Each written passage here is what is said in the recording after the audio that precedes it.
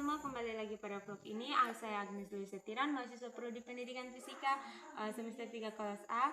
Kali ini saya akan menjelaskan tentang kajian materi mekanika, khususnya di pusat massa dan tumbukan, yang kedua sistem benda tegar, dan yang ketiga gerak harmonik sederhana. Yang pertama saya akan menjelaskan tentang pusat massa.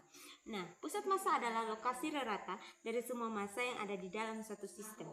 Dalam kasus benda tegar, letak pusat massa adalah tetap dalam hubungannya dengan tubuh benda. Nah, penggunaan pusat massa yang sering memungkinkan penggunaan persamaan gerak yang disederhanakan, dan ia merupakan suatu acuan yang mudah digunakan untuk banyak perhitungan lainnya dalam ilmu fisika seperti momentum sudut dan momen inersia. Koordinat pusat massa dari benda-benda diskrit dengan massa masing-masing M1, M2, seterusnya, dan MI yang terletak pada koordinat X, Y, Y, X2, Y2, X1, Y1, X2, Y2. Yang berikut saya akan menjelaskan tentang menentukan pusat massa. Nah,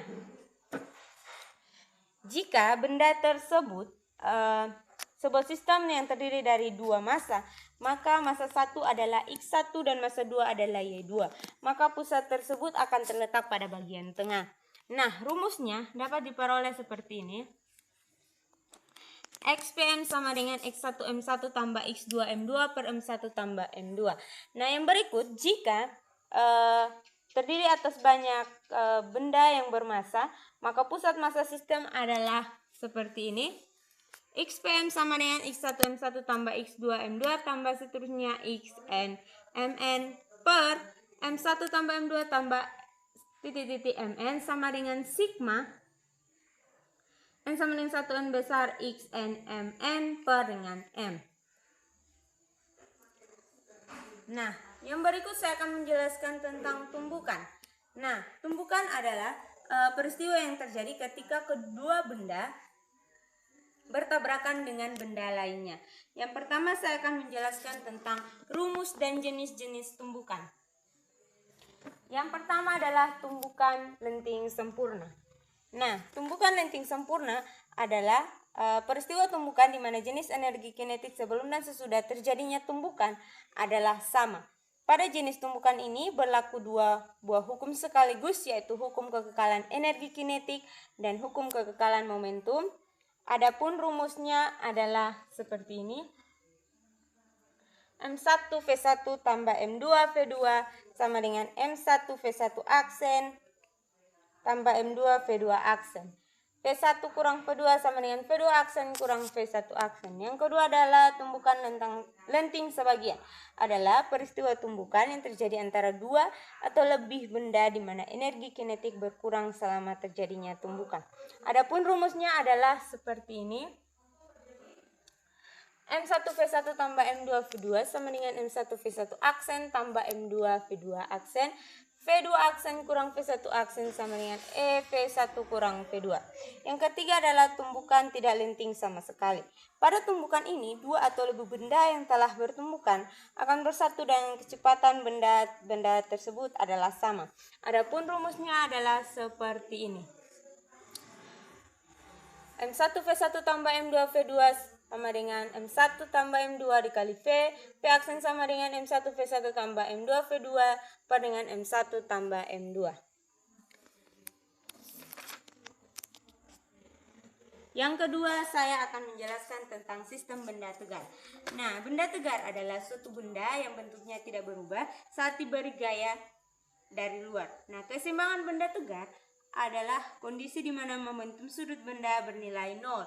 Artinya, jika awalnya suatu benda diam, maka benda tersebut akan cenderung diam. Nah, syarat keseimbangan benda tegar adalah syarat keseimbangan translasi dan rotasi.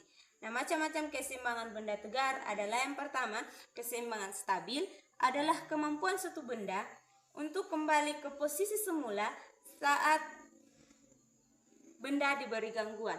Yang kedua adalah keseimbangan labil atau keseimbangan goyah. Terjadi jika benda tidak bisa kembali kepada posisi semula saat gangguan pada benda dihilangkan. Yang ketiga adalah keseimbangan netral. Terjadi jika benda mendapatkan gangguan di mana pusat gravitasi 0 tidak naik atau tidak turun, akan tetapi benda tersebut akan berada di posisinya yang baru. Yang ketiga adalah gerak harmonik sederhana, adalah gerak bolak-balik secara teratur melalui titik keseimbangannya. Dengan banyaknya getaran benda dalam setiap sekon atau selalu sama dan konstan. Nah, karena gerak ini selalu teratur, maka disebut dengan gerak harmonik. Nah, dalam gerak harmonik terdapat beberapa besaran fisik. Dalam gerak harmonik terdapat beberapa besaran fisika yang dimiliki benda. Di antaranya adalah simpangan, amplitudo, frekuensi, dan periode. Nah, berikut adalah persamaannya. Persamaannya adalah T besar sama dengan T kecil per N. F kecil sama dengan N per T. Keterangannya adalah F adalah frekuensi, T besar adalah periode, T kecil adalah waktu, N adalah getaran. Nah, berikut saya akan menjelaskan tentang persamaan simpangan getar. Nah, persamaan simpangan getar itu dirumuskan dengan Y sama dengan A sin omega T, dengan keterangan Y adalah simpangan, A adalah simpangan maksimum atau amplitudo, F adalah frekuensi, T adalah waktu, omega adalah kecepatan sudut. Yang kedua adalah kecepatan maksimum. Rumusnya adalah Vmax sama dengan omega A.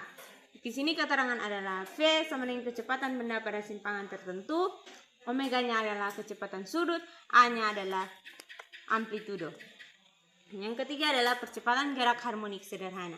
Rumusnya adalah A sama dengan dV per dt sama dengan d per dt, A max sama dengan min omega kuadrat A. Keterangan A max adalah percepatan maksimum, omega adalah kecepatan sudut, A adalah amplitudo. Baik, sekian penjelasan saya.